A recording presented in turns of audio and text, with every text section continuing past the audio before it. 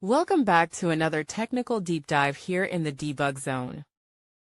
Today we're tackling a big question and breaking it down with insights from other users. Hopefully this clears up some misconceptions and helps you get the answer you need. So buckle up, stay a little curious, and let's jump right in.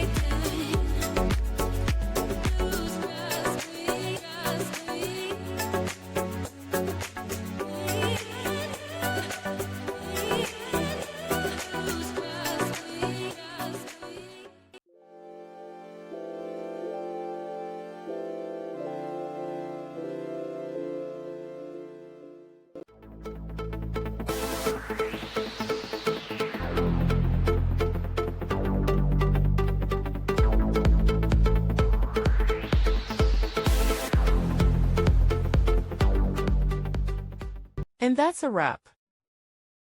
I hope you found the answer you were looking for. If you did, take a second to hit that subscribe button. It really helps out.